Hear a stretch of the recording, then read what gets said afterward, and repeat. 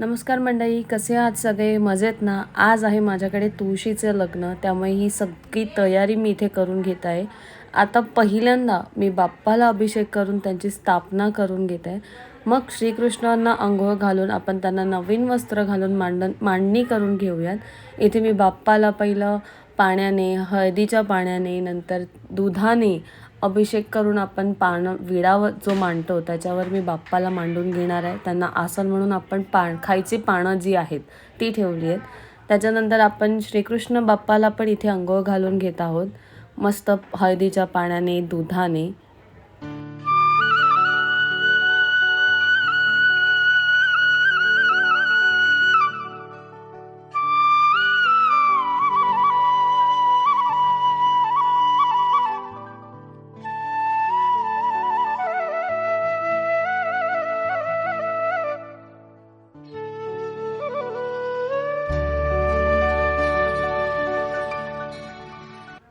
आपल्या आख्यायिकानुसार आपल्याकडे तुळशीचं लग्न हे शाळीग्रामाशी लावून दिलं जातं, कारण की बोललं जातं की जलंधराला पराजित करण्यासाठी विष्णुदेवाने शाळीग्रामाचं रूप घेऊन वृंदाशी म्हणजे तुळशीशी लग्न केलं आणि त्यानंतर आपण तेव्हापासून आजपर्यंत शाळीग्रामाबरोबर लग्न लावून दिलं जातं, कारण की तुळशी माईला असा सदा सौभाग्यवती राहो असा आपला आशीर्वाद होता आणि म्हणून आपणही तुळशीमाईचं लग्न दरवर्षी लावतो शाळीग्रामाबरोबर.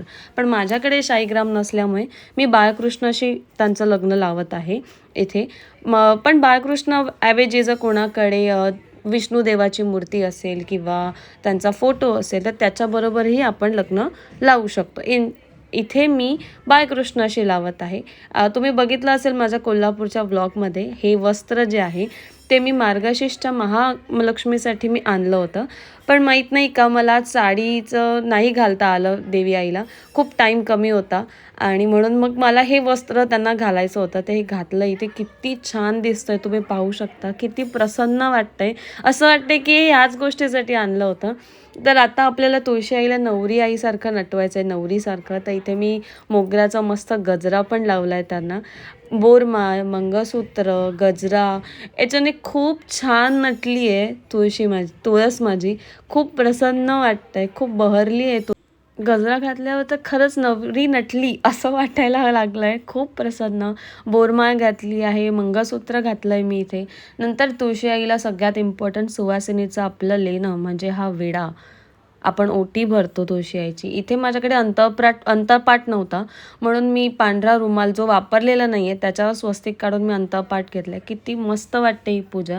इथे हळदी कुंकाचे अक्षता घेऊन आता आम्ही लग्नाला तयारी सुरू झाली आहे. तुम्ही सगळे लग्नाला.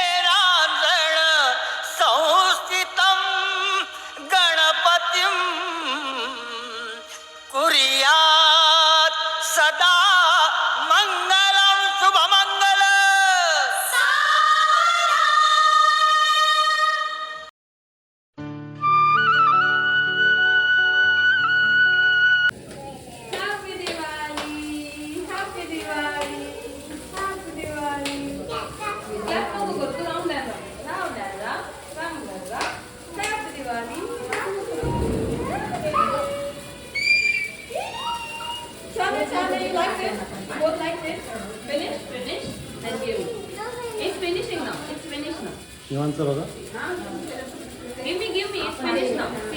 श्री स्वामी समर्थ. नमस्कार सगळ्यांना.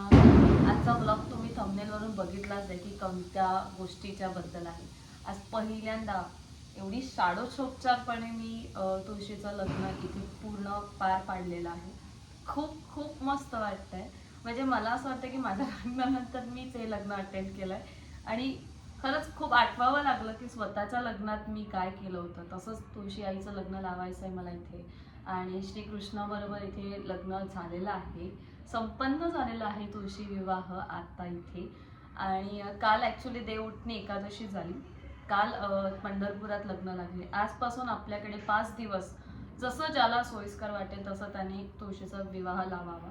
कारण की आजपासून चातुर्य मास समाप्ती झाली. हिंदू प्रकारे, हिंदू शास्त्रानुसार आजपासून लग्न कार्याला सुरुवात, मंगल कार्याला सुरुवात झाली. पहिली तुळशी आईचं लग्न, मग आपल्याकडे आता भरपूर लोकांच्या लग्नाला मलाही जायचं आहे, इन्व्हिटेशन्स आहेत, कारण की तुळशी विवाहासाठी ते थांबलेले होते. तर फायनली आज देव उठलेले आहेत, तुळशीचं लग्न झालेलं आहे.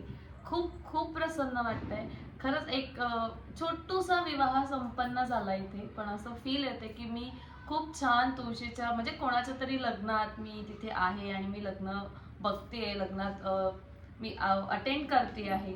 आणि इतकं छान वाटतं इथे सगळं. तुम्ही बघितलंय की मी काय काय देवासमोर मांडले, जे मला जमलं माझ्यानुसार. मला एवढं तेवढंही नाही आहे नॉलेज, पण जे जे मला माहिती होतं, चिंच, आवळा, बोरं, वस्त्र, ते मी आणलेलं आहे. तुम्ही माझा मागचा ब्लॉग बघितला असेल तर त्याच्यात तुम्हाला कळलं असेल, हे वस्त्र मी कोल्हापूरवरून आणले आणि आज त्याचं उद्घाटन झालंय तुळशी आईच्या निमित्ताने.